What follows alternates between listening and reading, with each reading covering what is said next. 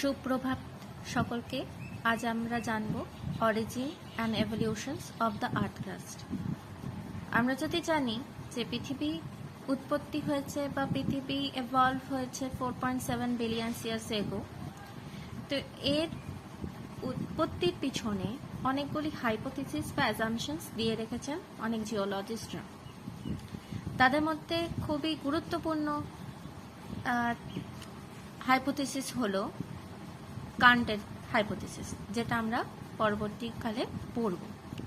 তাছাড়াও যদি অ্যানসিয়েন্ট টাইমের কিছু হাইপোথিসিস বলা হয়ে থাকে, সেগুলো হচ্ছে গ্যাসিয়াস মাস থিওরি, যেটা 1755-এ দেওয়া হয়েছিল কান্টের দ্বারা।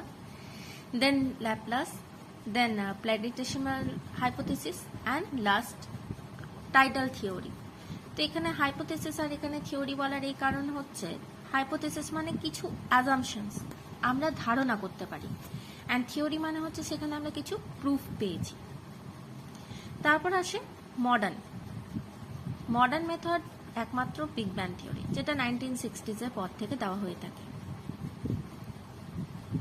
তো এখানে আমাদের ব্রহ্মাণ্ড সৃষ্টি বা ইউনিভার্স যেটা সৃষ্টি হয়েছে বা আর্থ কি করে এভলভ হয়েছে, এই এভলিউশনের পিছনে অনেকেই অনেক রকম ধারণা দিয়ে রেখেছে। কেউ দিয়ে রেখেছে রিলিজিয়াস সেন্টিমেন্টস, যে ভগবান তৈরি করেছে। কেউ বলেছে সায়েন্টিফিক থিওরি। তো আজ আমরা কিছু সায়েন্টিফিক থিওরি সম্পর্কে আলোচনা করব। প্রথমে হচ্ছে কান্টের গ্যাসিয়াস মাস থিওরি। কান্ট হচ্ছেন একজন জার্মান ফিলোসফার, যিনি 1755-এ একটা এসের মাধ্যমে দ্য জেনারেল ন্যাচারাল হিস্ট্রির দ্বারা আমাদের ব্রহ্মাণ্ড সৃষ্টির একটা আলোকপাত দিয়েছিলেন। যেহেতু এটা ফার্স্ট টাইম ছিল, সে সময় এর প্রতি কারোরই কোনো ধারণা ছিল না। সকলেই জানতো যে কি ভগবান তৈরি করেছে, আর তাই বিশ্বাস করত। তাই কান্টের সেই সময়কার যে থিওরি বা হাইপোথিসিস দিয়েছিলেন, সেটা সেই সময়ের জন্য প্রচুর ফেমাস হয়ে যায়।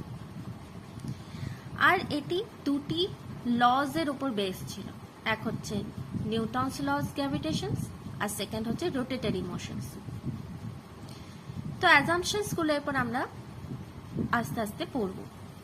অ্যাজাম্পশনস ধরা হয় যে আমাদের ইউনিভার্স 13.7 বিলিয়ন ইয়ার্স এগো তৈরি হয়েছে। আর তৈরি হওয়ার সময় এটি ছিল প্রিমর্ডিয়াল ম্যাটার, যেটা অলরেডি ছিল আমাদের ব্রহ্মাণ্ডে। কিভাবে ছিল না ছিল সে সম্পর্কে ধারণা দেননি, কিন্তু ছিল। সেটি কোল্ড ছিল, সলিড ছিল, আর মোশনলেস ছিল। আবার পরবর্তীকালে হঠাৎ করে বলছে এটা গ্যাসিয়াস ক্লাউড ছিল। তো তার ধারণার মধ্যে এই একটা অমিল পাওয়া গেছিল। সুপার ন্যাচারাল মানে যেটা অলরেডি এক্সিস্ট, যার কোনো শেপ ছিল না, এই প্রিমর্ডিয়াল ম্যাটার বা পিএম কে তারা নেবুলা বলে থাকত।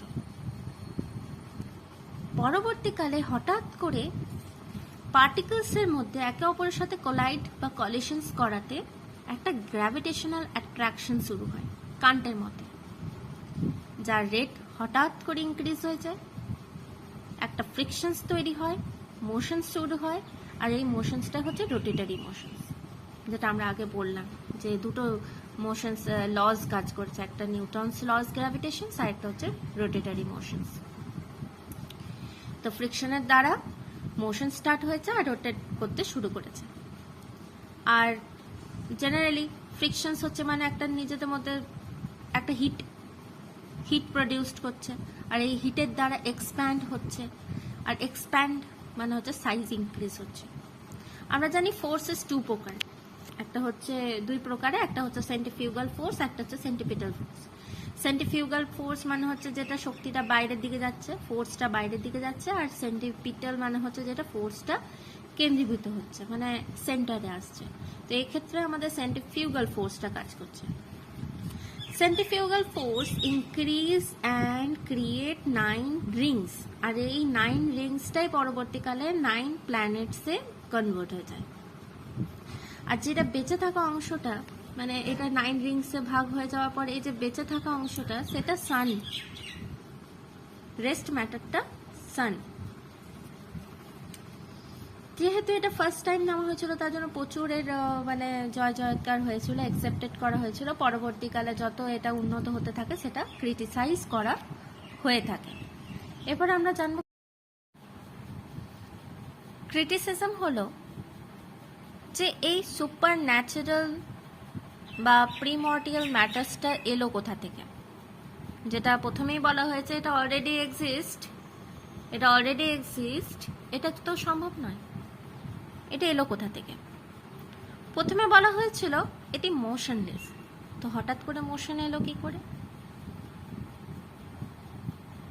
একটা কোনো বস্তু যদি রেস্ট অবস্থাতে থাকে, নিউটন লজ অনুযায়ী, ফার্স্ট লজ অনুযায়ী কোনো বস্তু যদি রেস্ট অবস্থাতে থাকে, যতক্ষণ না সেখানে এক্সটার্নাল ফোর্স অ্যাপ্লাইড হচ্ছে ততক্ষণ পর্যন্ত সেটা মোশনে আসা সম্ভব নয়।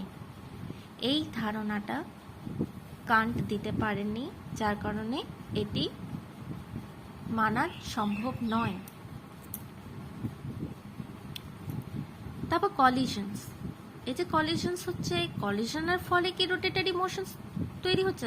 মানে অনলি রোটেটরি মোশনস এ কেন, অন্য কোনো মোশনস কেন নয়? অ্যাঙ্গুলার মোমেন্টাম, এই যে অ্যাঙ্গুলার মোমেন্টাম এটি লজ অফ কনজারভেশন মোমেন্টামের এগেনস্টে যাচ্ছে। তো লজ অফ কনজারভেশন মোমেন্টাম কি? এল, যেটাকে আমরা অ্যাঙ্গুলার মোমেন্টাম বলে থাকি, এটি directly proportional to the mass omega. Omega means angular velocity and R means radius, radius square.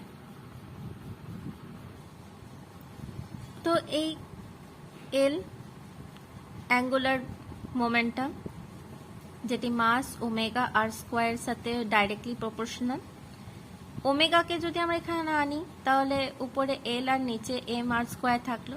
তো angular velocity inversely proportional to the radius. এই ক্ষেত্রে আমরা বুঝতে পারছি যদি ভেলোসিটি ইনক্রিজ হয় তাহলে রেডিয়াস ডিক্রিজ হবে। তাহলে কান্টের অনুযায়ী কি করে এক্সপ্যান্ড হওয়াতে রেডিয়াস, মানে রেডিয়াস এক্সপ্যান্ড হচ্ছে, রোটেটরি মোশনে কিভাবে আমাদের রেডিয়াসটা এক্সপ্যান্ড হচ্ছে, তাহলে এটা মানা যাচ্ছে না, এটা ফিজিক্সের বিরুদ্ধে যাচ্ছে। Rotatory motions decrease radius, so how it was possible that PM expand?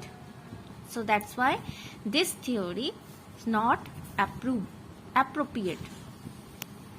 যদি আপনাদের ভিডিওটি ভালো থাকে তো অবশ্যই লাইক, শেয়ার অ্যান্ড কমেন্ট করবেন। Thank you.